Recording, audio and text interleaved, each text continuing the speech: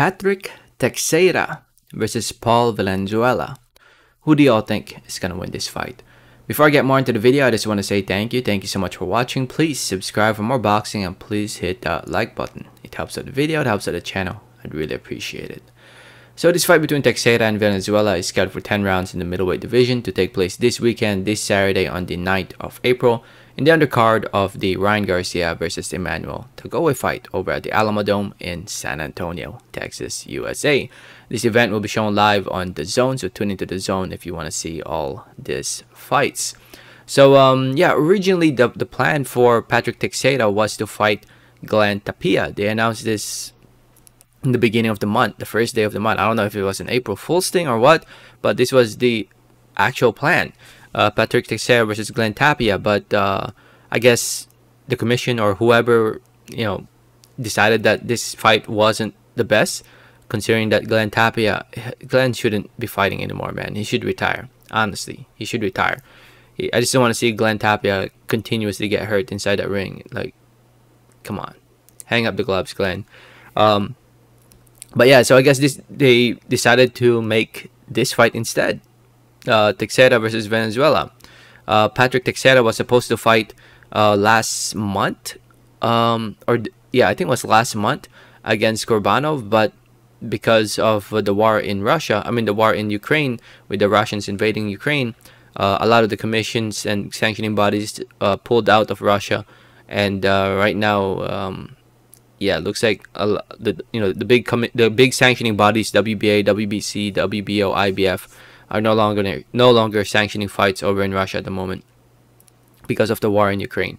And Teixeira lost out on a fight with Kurbanov, and now here he is just trying to stay busy, coming off a loss against Brian Castano early last year, and he has not fought since then.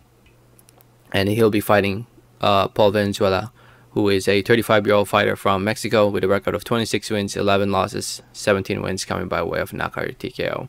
Valenzuela's coming off a loss against Ali Akhmedov. Before that, he lost to Demetrius Ballard. He actually put up a good effort against Ballard. Closer than the judges had it. Closer. I think the fight was closer than what the judges had it. But he's been in there against also the likes of Jaime Munguia, Tony Harrison. Who else do I recognize? Alan Tez Fox, Alan Campa, Escriva Falcao. So yeah, he's been in there against some big names over the years. Lost them, but he has that experience, and it's a stay busy fight. This fight, Teixeira is a top fighter right now at 154 pounds, still ranked number 4 by the WBO and number 14 by the WBC. So he's still up there in the rankings, and it's a fight.